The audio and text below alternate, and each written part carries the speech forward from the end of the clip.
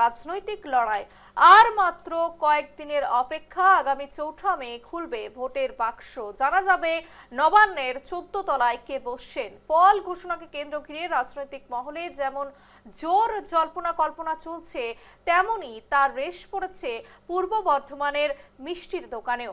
বর্ধমান শহরের বিসি রোডের এক পরিচিত মিষ্টির দোকানে দেখা গেল বিশেষ ছাঁচে তৈরি হয়েছে তৃণমূল কংগ্রেসের ঘাস ফুল এবং বিজেপির পদ্ম প্রতীকের সন্দেশ এবং বরফি।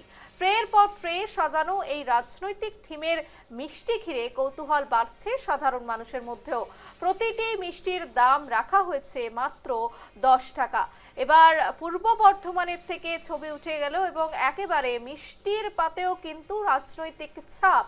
একদিকে যেমন দেখা যাচ্ছে সীতাভোগ মিহিদানা এবং অন্যদিকে তৃণমূল কংগ্রেসের যে প্রতীকী চিহ্ন রয়েছে ঘাসফুল, সেই ঘাসফুল দিয়েও বানানো হয়েছে বিশেষ সন্দেশ এবং অন্যদিকে বিজেপির যে পদ্মফুল প্রতীক রয়েছে সেই প্রতীকেও কিন্তু বানানো হয়েছে মিষ্টি।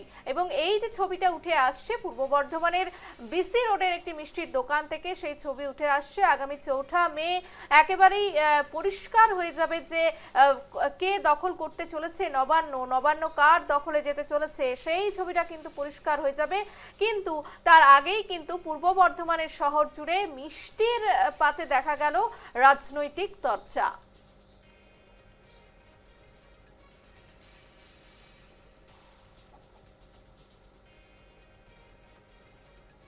দুই রকম প্রতীক রেখেছি, কারণ এখন তো প্রতিদ্বন্দ্বী দুজনকারই, যেটা হচ্ছে যে তৃণমূল এবং বিজেপি। তো ওই জন্য তৃণমূলের ঘাসফুল সন্দেশ রেখেছি এবং বিজেপির পদ্মফুল রেখেছি। তো এটা ভোটের দুদিন আগে থেকেই আমি লঞ্চ করেছি। বিক্রি ভালোই, এবং অনেকে বলে গেছে যে এরকম যে ৪ তারিখে অর্ডার দিলে পাবো কি না। তো আমরা বলি যে হ্যাঁ, আগে থেকে এসে যদি ৪ তারিখে আমাদের বলে অর্ডার দিয়ে যদি টাইম দেন, তাহলে সেক্ষেত্রে আমরা যত পিস বলবেন রেডি করে দেবো। তো মিষ্টির দোকানে মিষ্টি নিতে এসেছি, দেখছি দুপক্ষেরই মিষ্টি বিক্রি হচ্ছে। তা তৃণমূল মিষ্টি তৈরি করেছে, আবার পদ্মফুলেরও মিষ্টি রয়েছে।